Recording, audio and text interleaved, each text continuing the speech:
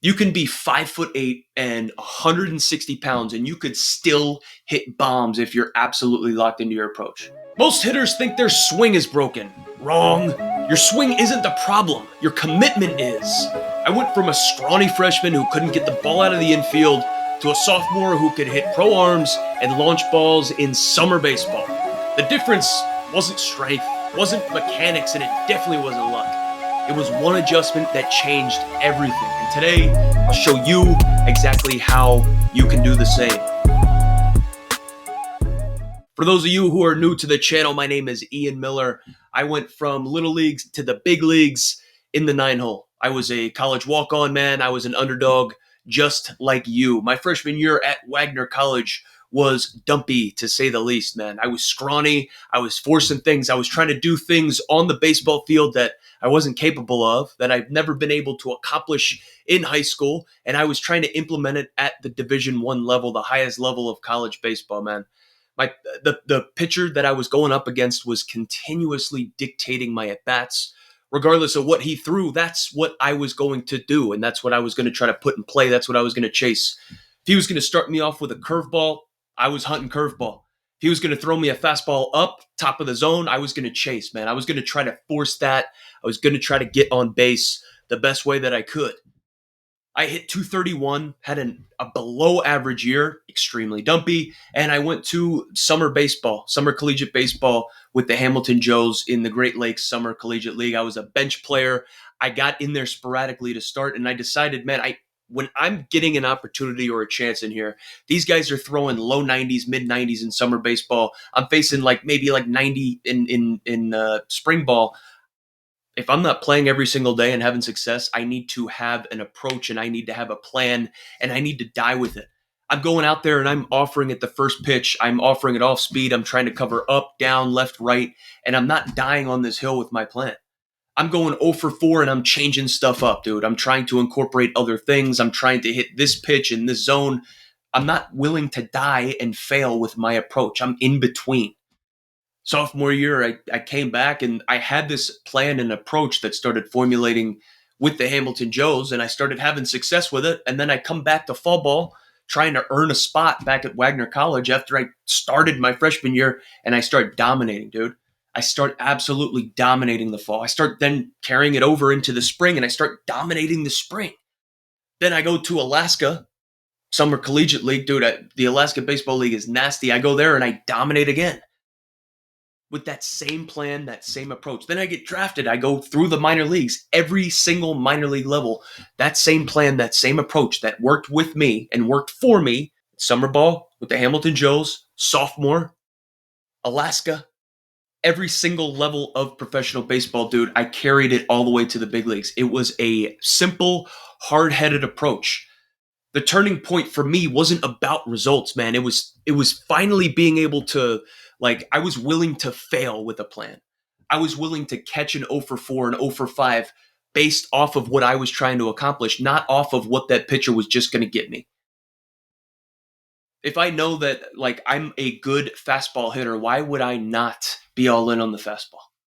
Right? We need to have a plan and we need to be able to fail with it, not be in between and just searching and hoping and wishing for a certain pitch. 90% of hitters live in between, man, and that's why they fail. They never fully commit. They're not fully bought into their plan, bought into their approach. They're just kind of in between. They're going with the flow. That's the safe way out. They overswing. They chase numbers. They chase power. They try to create and they try to force extra base hits and force barrels instead of controlling the barrel, instead of being nice and free and easy. I've been there. When we aren't producing the way that we want to produce, of course we're going to try to do too much. Of course we're going to try to swing a little harder. Of course we're going to try to catch that ball out in front or try to put a little extra oomph into it. But that's not how we dominate. Did you know you can be 5'8" and 160 pounds and you could still hit bombs if you're absolutely locked into your approach? Did you know that? You don't have to create any extra force. You don't have to try to do any extra oomph or try to muscle up and do what. Dude, if you are dialed into your approach and you catch the ball out front, nice, free and easy, Good swing, you're on time, you have a plan, you're aggressive, and you catch the ball out front, you can hit home runs with ease. But you have to be locked into your approach. You know how you catch a baseball out in front? You're on time for it. You're committed to it. You're not in between. You're not chasing something. You are hunting your plan, your approach, your pitch.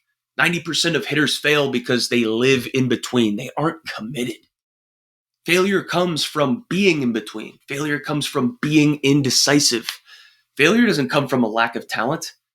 You could have a ton of athletic ability and go up there and have no plan and no approach, and you could get 0 hits. If you don't have a beautiful swing, if you aren't the biggest, baddest prospect on your team, or you don't have the biggest like launch angle, exit velo, biggest numbers, whatever the case is, dude, if you go up there with a plan, approach, you don't deviate, you're locked in, and you execute on the stuff that you are looking to execute on, you can get knocks. You can hit 300. You can make the All-Star team. You can be in the big leagues. That's what happened to me. Failure comes from being indecisive. Failure does not come from a lack of talent. You need to fix something. There needs to be one singular adjustment, and it's a mindset adjustment. How crazy is that? You need to make this adjustment. You need to pick one approach, and you need to be willing to go 0 for 20 with it. You need to be willing to die with it. You need to be willing to go into a slump with it. Not just go 0 for 4, not go 0 for 10. I'm talking full commitment. If you go about a 20 A-B stretch with the same approach, trying to execute on the same plan, with the same mindset, you're going to have success. You're going to have a better 20 ABs than you did your last 20, where you were rotating through plans, rotating and varying approaches, being in between, indecisive, dude. Be full committed. Be locked in on that. One drill that you can start incorporating is taking batting practice the right way. I'm talking taking batting practice like it is the biggest, best drill that you can as an offensive player. Batting practice with fastball timing, batting practice with a plus count mindset. Have you gone through a full batting practice with a plus count mindset, a 2-0 count? You're going to move the runner over in a 2-0 count. You're going to go gap to gap, low line drives in a 2-0 count, fastball timing. That you have to be insanely committed, insanely disciplined in order to do that.